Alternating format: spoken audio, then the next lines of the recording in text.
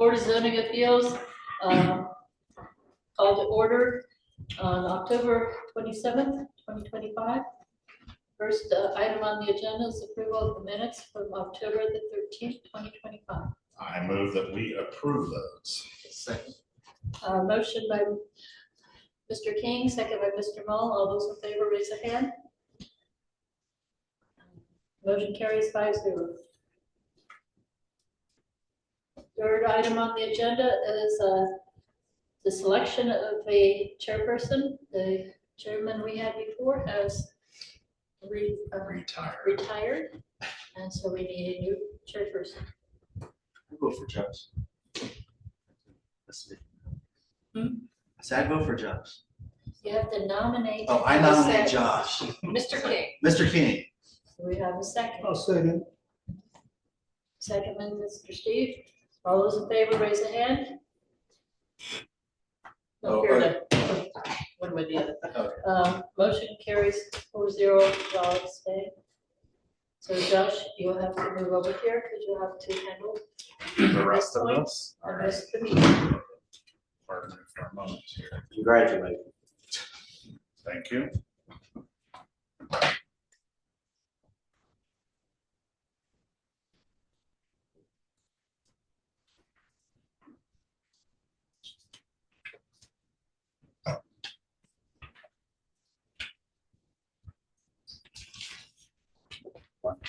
Sorry. Let's just take up a lot of space. I'm sorry. All right. Next item on the agenda, findings of fact. For first off, BZA 2025-026 development standards variance for Catherine Woodward for property located at 202 West Wiley Street. Consideration of the statutory criteria, I move that we adopt the written findings of fact as presented, incorporating the evidence submitted into the record as our final decision, final action for variance petition of BZA 2025-026. Motion by Mr. Mull, second by Mr. Milborn. All those in favor show by raising a hand. It's 5-0. Next is BZA 2025-035, development standards variance for petitioner Thomas Hopkins on behalf of Grace Assembly of God for property located at 6822 North US 31. Consideration of the statutory criteria, I move that we adopt the written findings of fact as presented, incorporating the evidence submitted into the record as our final decision, final action for variance petition or BZA 2025-035. Motion by Mr. Mull, second by Mr. Milborn. All those in favor show by raising a hand. Motion carries 5-0. BZA 2025-036, a use variance for petitioner Kimberly Christ for property located at 712 Old Worthsville Road. Having considered the statutory criteria, I move that we direct the corporation's counsel office to draft written findings of fact regarding our decision on the variance request presented in variance number BZA 2025-036. Said findings to specifically incorporate the staff report, the evidence submitted to the record for consideration and adoption by the Board of Zoning Appeals as our final decision and final action regarding this petition at our next meeting. Oh, I'm sorry. I don't mean that. No one seconded that, so is there an alternate motion? All right. Alternate motion. In consideration of statutory criteria, I move that we adopt the written findings of fact as presented, incorporating the evidence submitted into the record as our final decision and final action for variance petition number BZA 2025-036. Motion by Mr. Milborn, second by Mr. Mull. All those in favor show by raising a hand. Motion carries 5-0. No old business. Any old business from the floor? Seeing none, new business. BZA 2025-037, a development standards variance for 1460 South US 31. Petitioners David Gilman on behalf of the Sponsel Collection. They're requesting relief from 4 sections of Unified Development Ordinance. 1, section 10-03-14D, a commercial building design standards front elevation. 1, to reduce the amount of mortar masonry from 50% to 0. 2, section 10-03-14D, a commercial building design standards front elevation. 2, to reduce the transparency from 30% to 1%. 3, section 10-03-14D, commercial building design standards front elevation. 6, to increase the maximum amount of metal cladding from 20% to 100%. 4, section 10-03-14D, commercial building design standards to waive the requirement to bring the existing structure into compliance with the UDO for an expansion over 20%. All those wishing to present for this, please stand and be sworn in. Do you swear under penalties for perjury the testimony you are about to give is true to the best of your knowledge? I do. And everything is in order.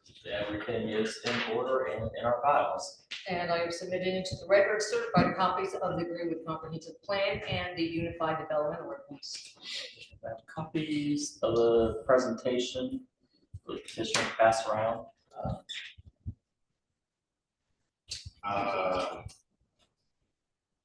You want to go ahead? Stephen, can you bring up the presentation, please? Thank you.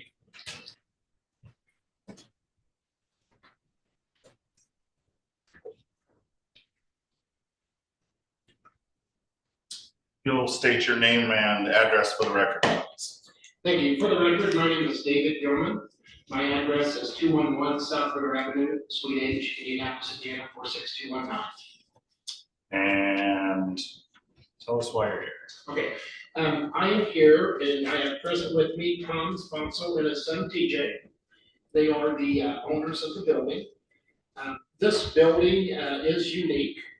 It was built by Mr. Reeves who had a nearby car dealership on US 31. And at this site, he constructed in 2005 this building to store his personal vehicles. Tom is an avid automobile collector as well. So when the building was offered to him by Mr. Reeves, it just seemed like a perfect fit. Tom then acquired the property in 2018. He has his car collection stored here, and his son TJ wants to bring his collection to the same family space. Tab 1A. So the site is zoned commercial L, commercial large format. That requires a 100,000 square foot parcel. Typically, those types of buildings in that zoning class are 80,000 square feet plus.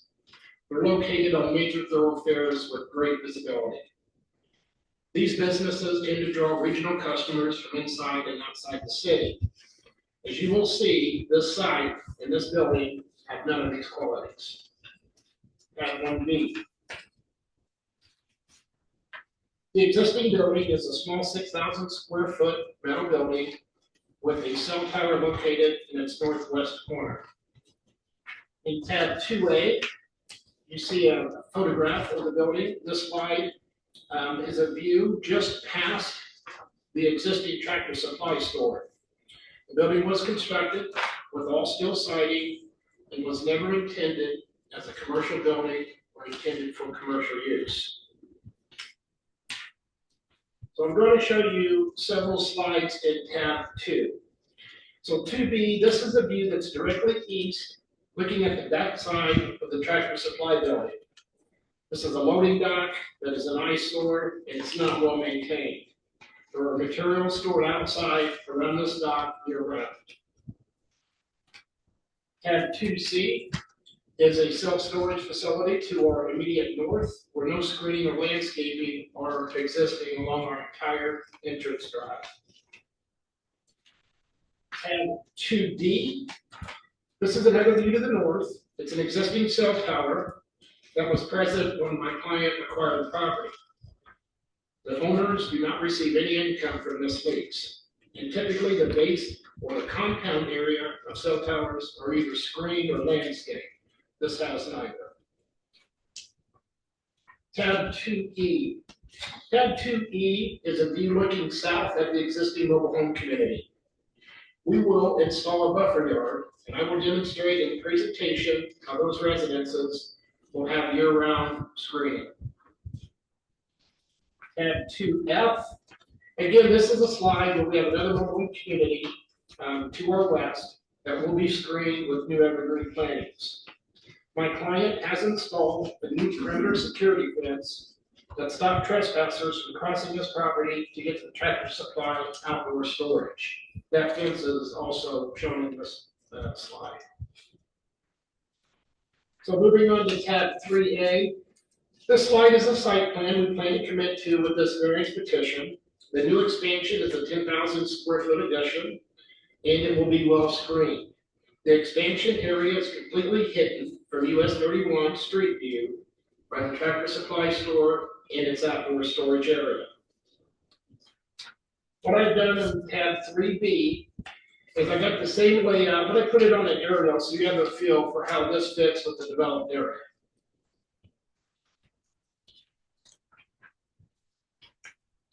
So then in tab 3C, what we've done is we've made a commitment to beautify the front view of any part of the building that might be visible from US 31.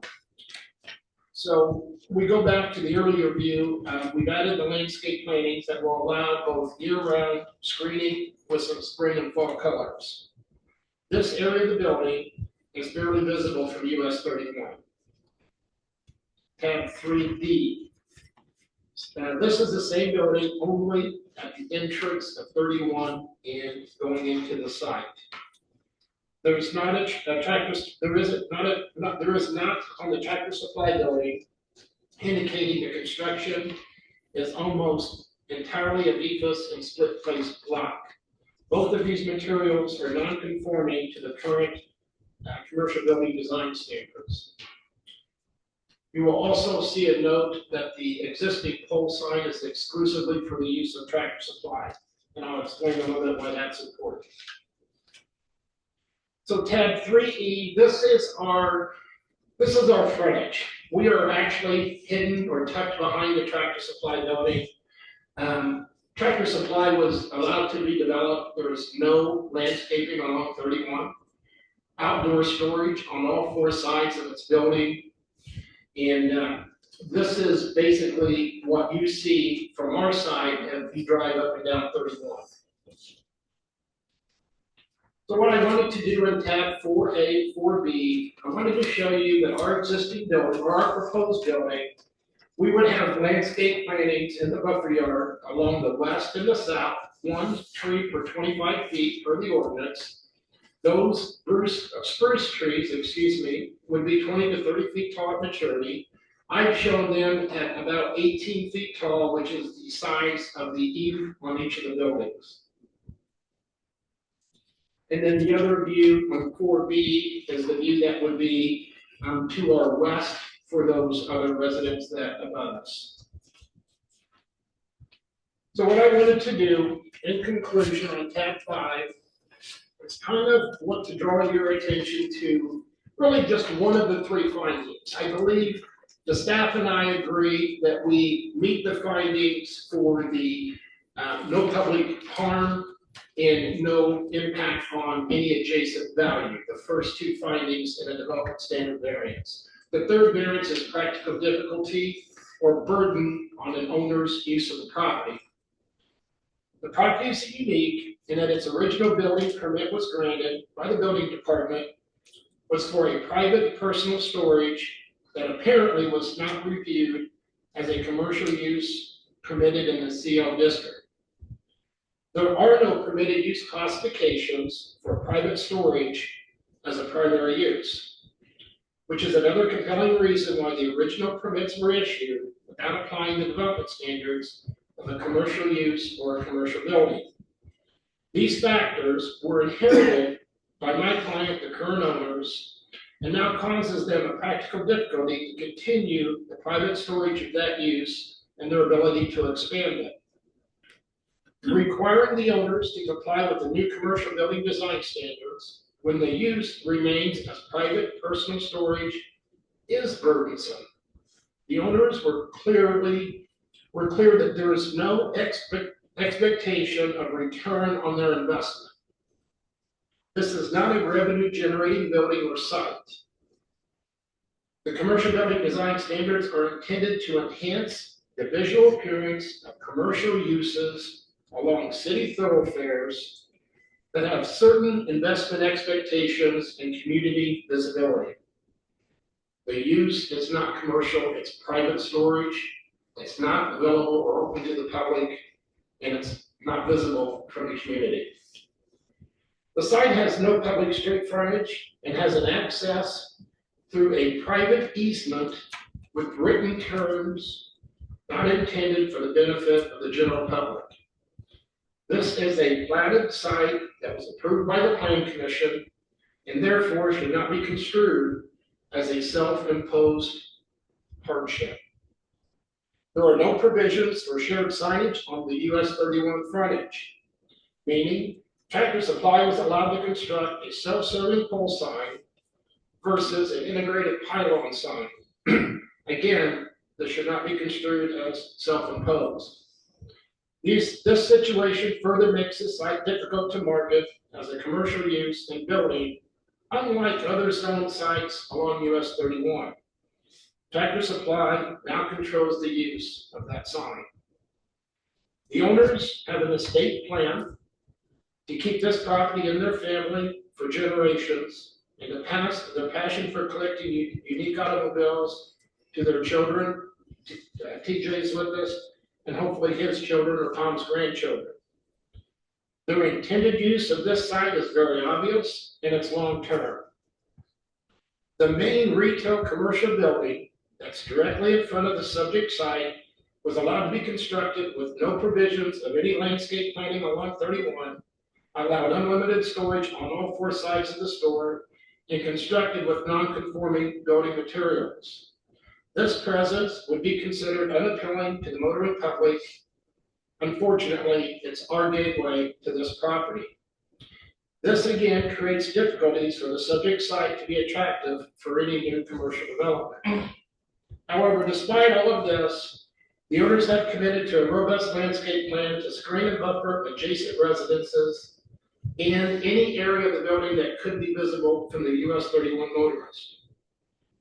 So we conclude that strict application of the commercial building design standards would provide no benefit to the owner, have little impact on the value of adjacent uses, have no negative impact on the US 31 motoring public, and it does have unique circumstances that are unlike other commercial buildings along 31 that may be behind frontage properties. It is not practical, nor is it fair, and it will cause a huge burden on the continued private storage use of this property. With that, I would conclude my presentation. I'm available for questions and as well as comment, TJ. Thank you. All right. And I just want to also make sure that all of your answers to the statement of reasons in the staff report, that's what you want those added as well.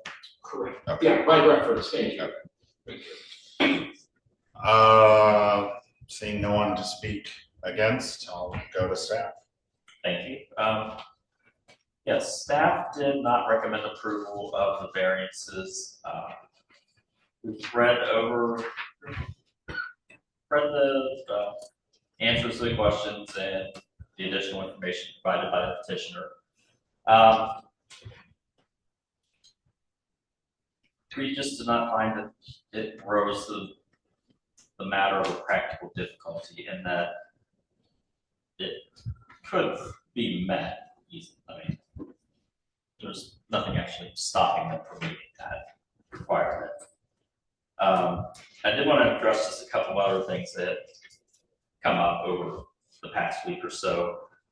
Someone had asked about why it was under commercial or being treated as commercial instead of residential. This was something that was discussed internally previously. It is a commercially zoned property, and since there is no residential on that property, we cannot consider it an accessory structure, which is something where you more typically would see something like this.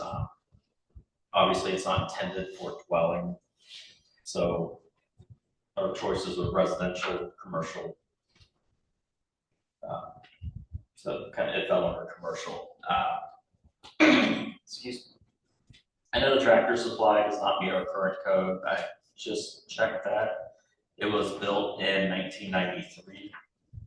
To be honest, I'm not even sure if that was in the city when it was built. But definitely under a much earlier version of our zoning ordinance, which allowed a lot different things than we do now. Going forward, I'd like to see some of that cleaned up, especially the outdoor storage. But that's here nor there tonight. As far for what we're looking at tonight with the building behind Tractor Supply,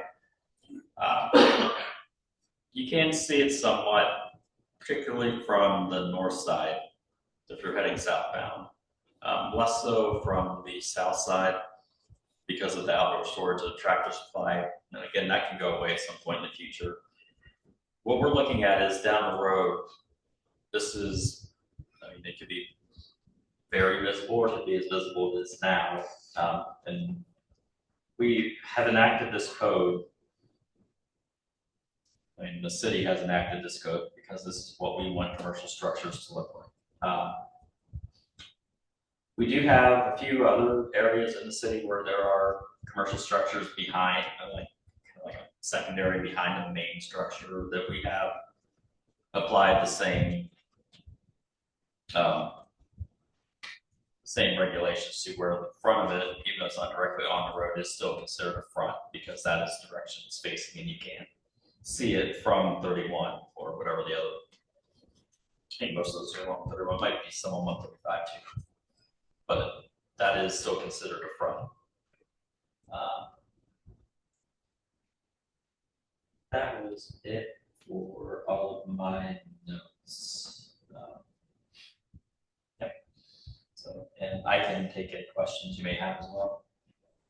Do you want to respond to anything the staff had to say? I have my rebuttal, correct? Yeah. Oh, is it now? Yeah. Oh, thank you. I've had the same conversation I've had with Kevin is, you know, this building, in my opinion, on everything we've researched, obviously wasn't treated like it was a commercial building or commercial use. And its entrance is nothing but a 20 by 15 overhead door. It's a storage building.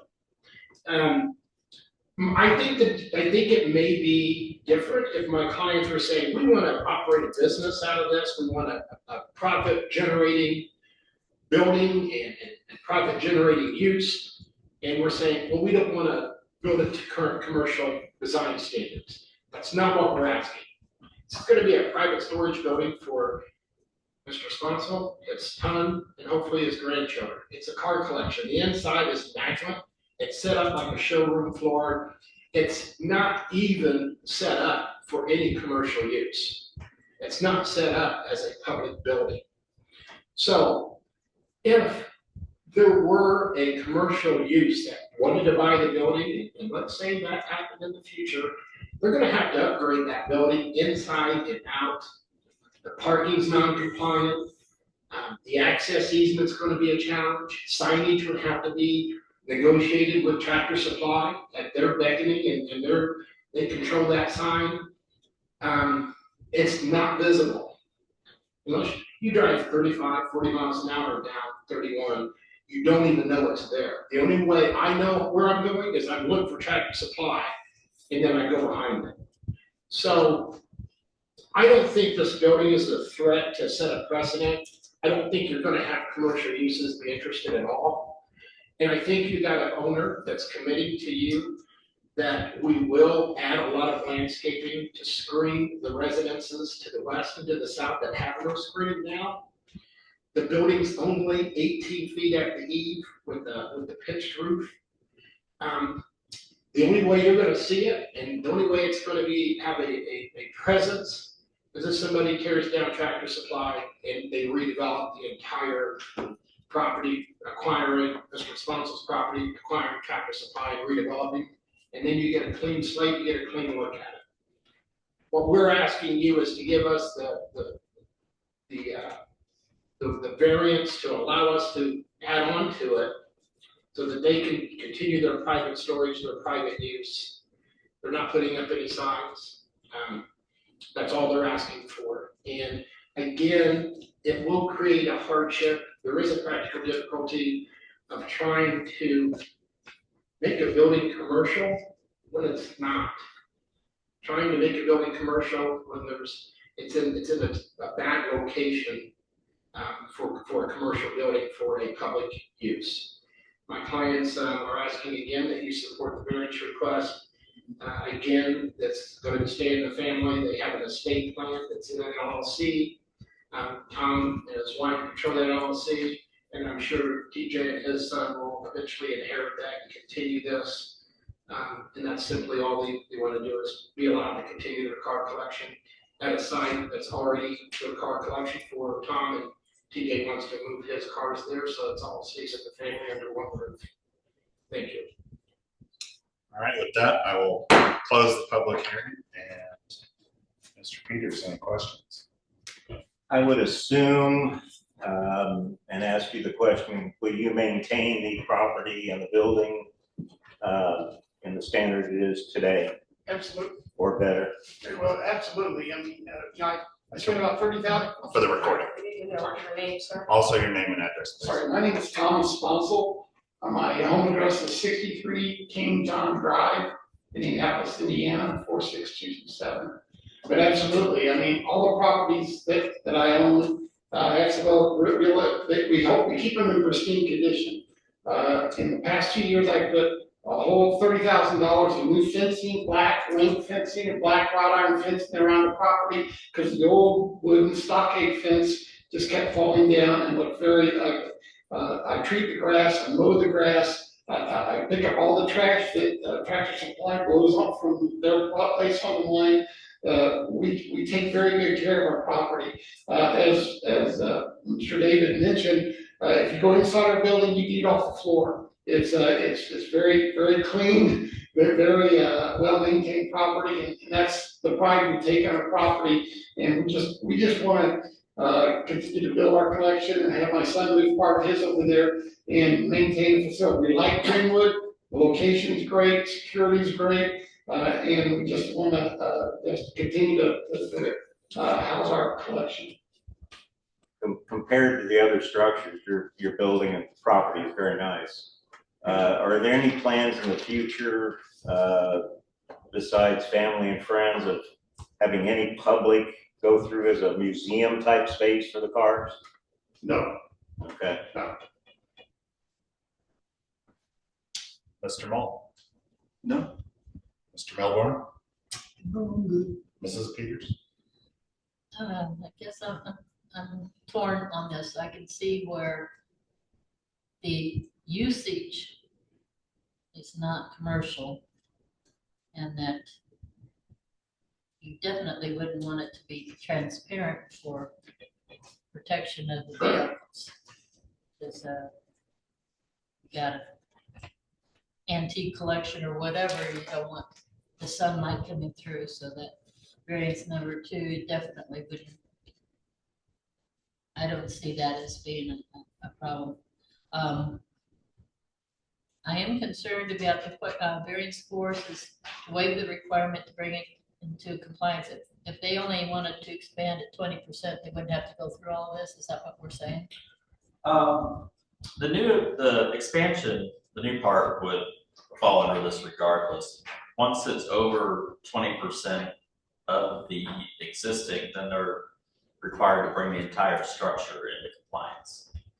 Okay, so you're saying that. And what is the current size? 6,000 square feet. Yeah. I said. I think it is 6,000 square feet, and it's like 100 some percent as well.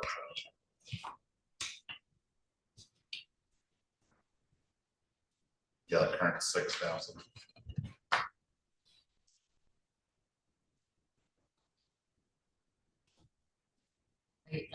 I'm just really conflicted on this, how the value of mortar masonry is going to be add value to the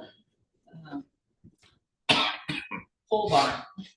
I guess that's where I'm struggling, you know, how do we come up with mortar masonry on a pole barn?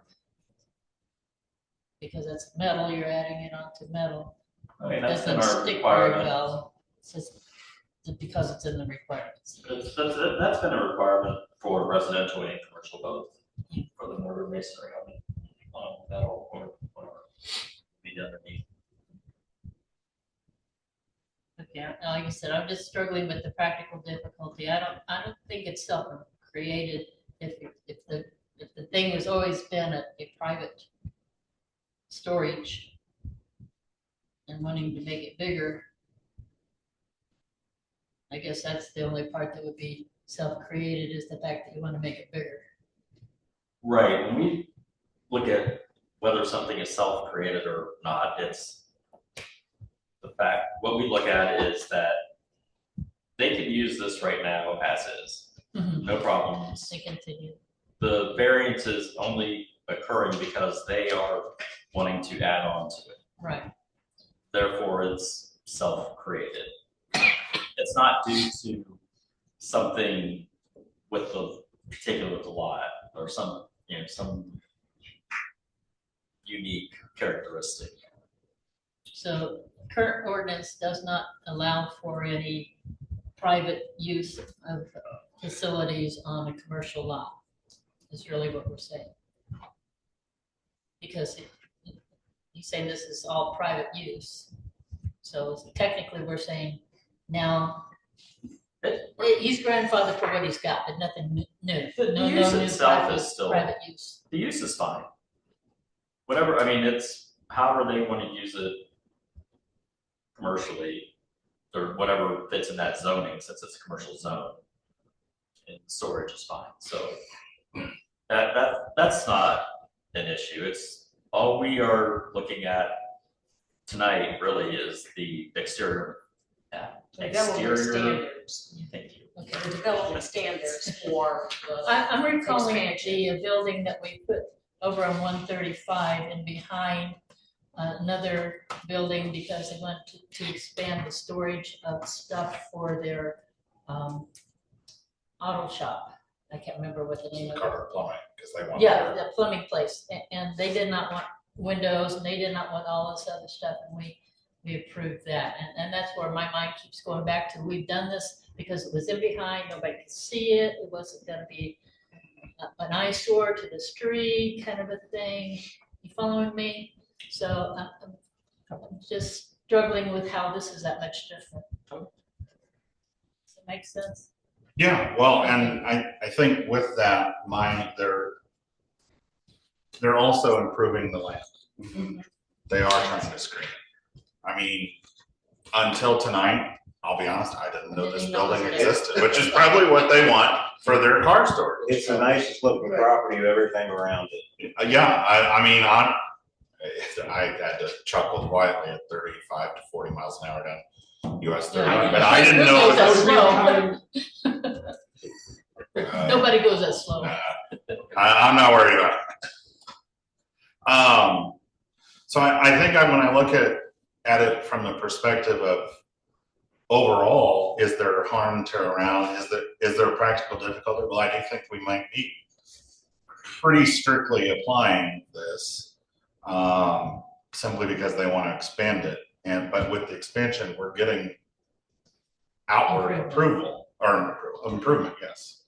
So I guess to me, we are meeting everything, but that's just kind of my take. I don't have any questions. So with that, I will entertain a motion to. Well, sir, could you clarify for me one more time, because it wasn't in the staff report. You said you've made a commitment for landscaping. Yeah, so This body can place commitments on approval. If you are offering that, could you clarify one more time what you are offering to do in case that is something this body decides to do? It's shown on their portfolio. with you. For the record, we are committing to the site plan as shown on tab 3A of your handout. And that site plan depicts the perimeter landscaping for the buffer yards, the building landscaping for the existing and the portion that staff mentioned may be viewable or visible from US 31. And we would also add some landscaping in front of the new expansion area. There is a note on there that pond is going to be kind of close to the building. And we would like the option to take the trees and just put it on the other side of the pond. If that's something that we could have that option to do. I was gonna address that real quick. This will have to go through site plan approval. Yes. And landscaping will be part of that. So that's not something we should have to. So do it- that. it- You wanna make sure. Yes, well, I guess. We could say Thinking commitment of a landscaping plan for, What's the word? Reasonably.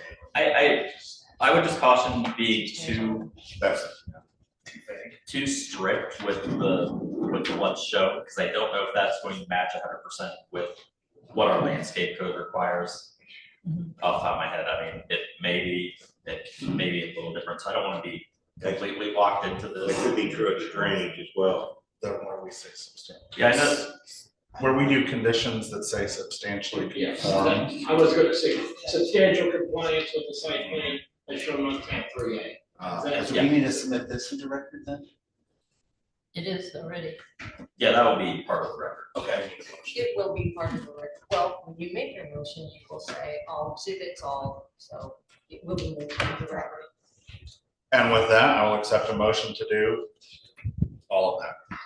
Mr. Chairman, I move that we admit all evidence presented in regard to this matter, including the notices, receipts, maps, photographs, written documents, petitioner's application, and attachments, petitioner's detailed statement of reasons, the staff report prepared by the planning department, certified copies of the UDO and comprehensive plan, testimony of the petitioner, city planning staff, and remonstrators, and all other exhibits presented, be they oral or written, for consideration by this board in regard to this petition, and to include testimony of those present this evening.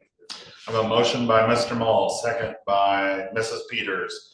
All those in favor show by raising a hand. Motion carries 5-0. Thank you very much. I will, well, hold Wait a on just a minute. second. That's That's not a just, decision. yeah, that's not a decision. That's just. Good try. But with that, I will accept a motion on request number 1 to reduce the amount of mortar masonry from 50% to 0%. I move that we approve this request with the condition of, can you say it one more time? We talked about That that. substantially conforms. Will be substantially compliant with the site plan depicted in tab 3D. 3A. I couldn't catch what was already. Tab 3A. 3A. To site plan in 3. A. Number 1. Yep. I have a motion by Mr. Mall, a second by Mrs. Peters. All those in favor show by raising a hand. Motion carries 5-0. Request number 2 to reduce the transparency from 30% to 1%. I move that we approve this request with the same condition as in request number 1. Motion to approve the request with the same condition in number 1, second by Mr. Milborn. All those in favor show by raising a hand. Motion carries 5-0. Request number 3 to increase the maximum amount of metal cladding from 20% to 100%. I move that we approve this request as with the same condition as request number 1. Motion to approve the request with the same condition as request number 1 by Mr. Mall. Second by Mr. Milborn. All those in favor show by raising a hand.